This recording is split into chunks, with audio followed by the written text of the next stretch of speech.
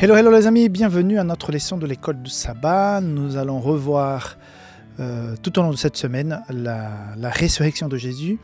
Aujourd'hui, dimanche, il est question de ce repos sabbatique qui précède donc la résurrection.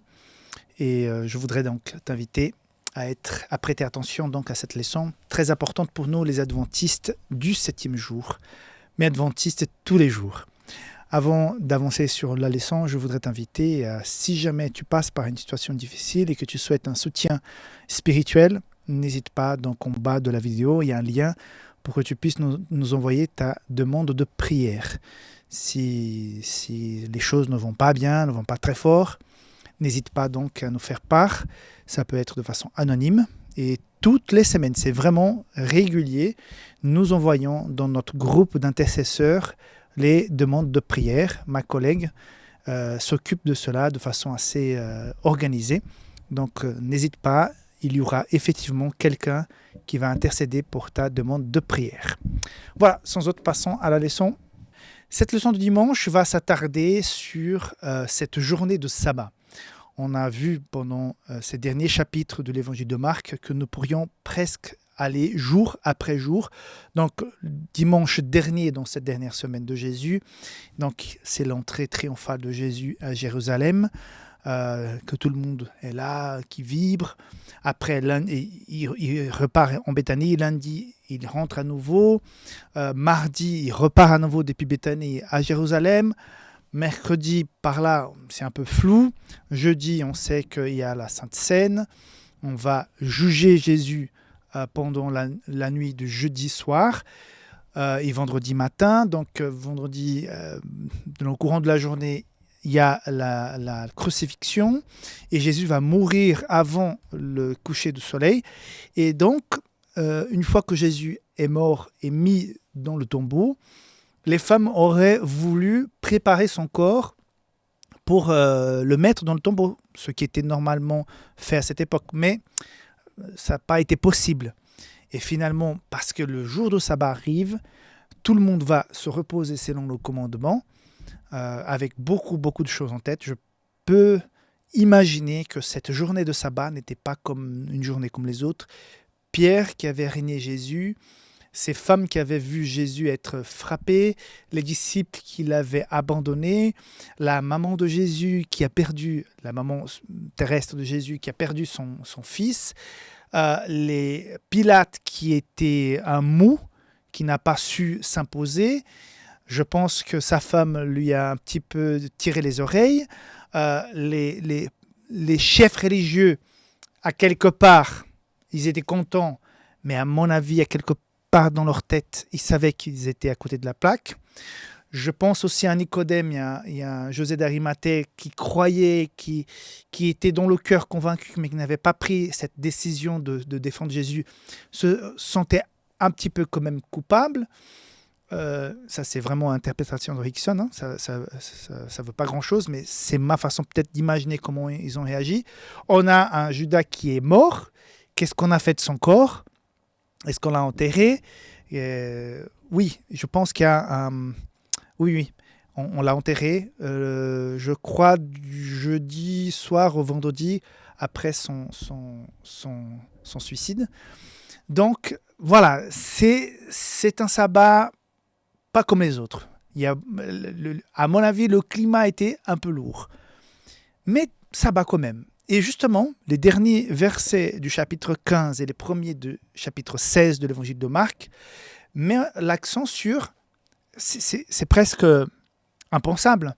Au milieu de toutes ces situations de trahison, jugement arrangé, la mise à mort de Jésus, les souffrances qu'il a subies, son jugement, il est cloué sur la croix, le chemin qui l'amène jusqu'au Mont Calvaire, voilà, tout ce qui se passe autour de la croix, sa mort. Donc José d'Arimathée qui va demander son corps pour le mettre dans le tombeau. Il y a beaucoup de choses qui arrivent. On aurait toutes les excuses du monde pour dire ce sabbat, ce jour-là, c'est pas comme les autres. On va pas adorer, on ne va pas faire ce que nous avons la tradition de faire, on va essayer de s'occuper de ce qui s'est passé. Mais non, là on dit que ces femmes qui voulaient préparer le corps de Jésus n'ont pas eu le temps parce que le jour de sabbat arrivait. Et donc, selon nos commandements, et c'est intéressant de voir comment l'auteur de l'évangile va mettre l'accent là-dessus.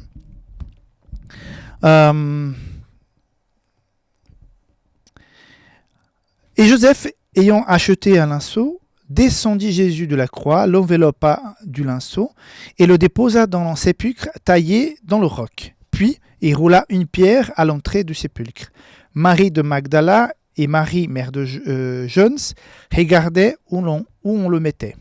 Lorsque le sabbat fut passé, Marie de Magdala, Marie, mère de Jacques et Salomé achetèrent des aromates afin d'aller embaumer Jésus.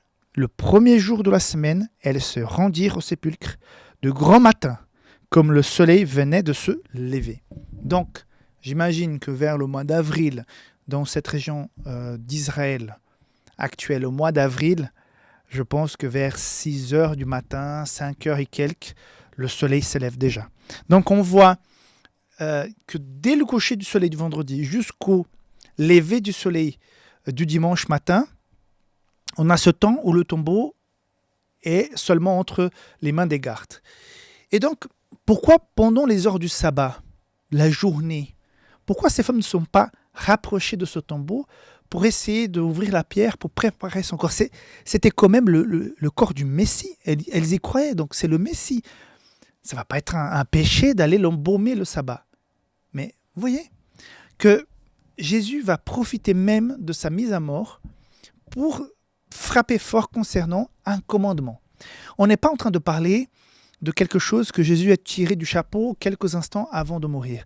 On parle de quelque chose qui est depuis la création.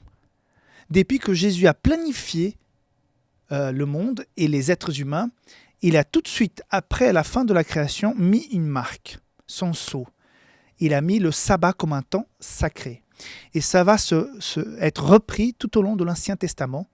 On va l'avoir clairement donné, écrit par la main, par le doigt de Dieu, comme dit Exode 20. C'est le seul endroit de la Bible dont les versets sont écrits directement par Dieu lui-même.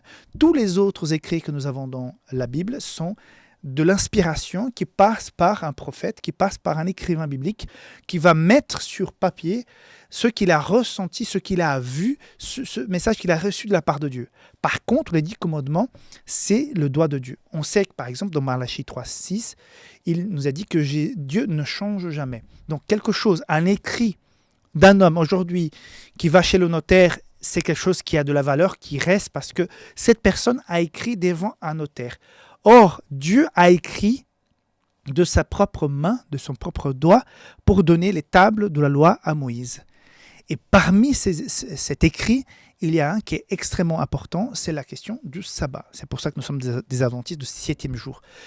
Ce groupe, cette église, avec peu d'autres églises, qui observent toujours le sabbat. Et on voit dans la résurrection de Jésus une affirmation. Il est vrai aussi que Jésus a dit dans Luc chapitre 4 qu'il est venu pas pour abolir, mais pour confirmer ce qu'il a dit, ce qu'il a écrit. Donc, et dans tout le ministère de Jésus, à aucun moment il a dit, mais en fait, je voulais vous annoncer un truc super important. Ce n'est plus le sabbat maintenant, désormais c'est le dimanche, notre jour d'adoration. Il n'a pas dit ça à aucun moment. Et justement, au moment de sa mort, ces femmes, José d'Arimathée, c'est ceux qui sont réveillés après sa mise à mort, auraient pu dire, mais, au moins préparons le corps de Jésus. Allons le lendemain demander à qu'on enlève cette pierre pour enfin honorer son corps et préparer donc son corps pour être embaumé.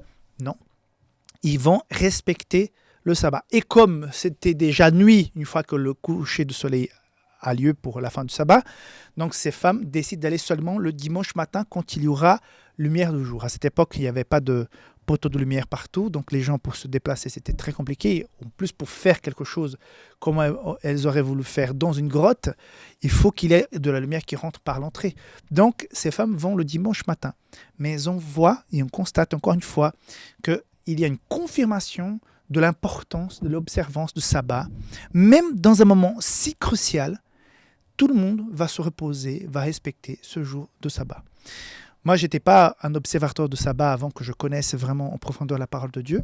Je peux vous dire que le fait d'observer le sabbat change complètement la donne. Le rythme de la vie est différent, de la famille. Et je constate en lisant la Bible et en le pratiquant depuis plus de 20 ans que le sabbat, c'est une bénédiction. Et je crois profondément qu'il est vraiment le couronnement de la création, ce symbole de connexion entre Dieu et ses enfants. Et même Jésus, pendant sa mort, va, entre guillemets, se reposer pendant ces heures de sabbat.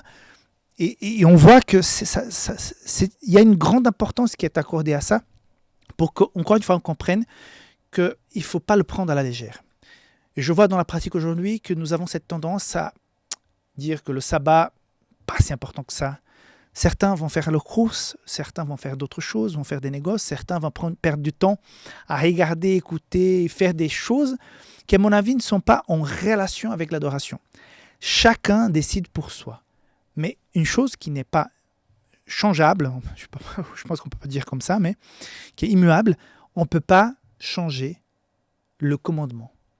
Si tu souhaites le vivre autrement, ok, mais l'idéal de Dieu pour toi et pour moi, c'est que nous puissions prendre ce jour comme un jour sacré, à avoir du temps pour lui, pour notre relation avec Dieu, pour la mission, pour l'Église, pour l'adoration, et aussi pour aider le prochain, pour faire du bien autour de nous, pour utiliser ces heures de façon à que le nom de Jésus soit exalté, sans prendre de ce temps pour notre propre intérêt, pour nos propres affaires.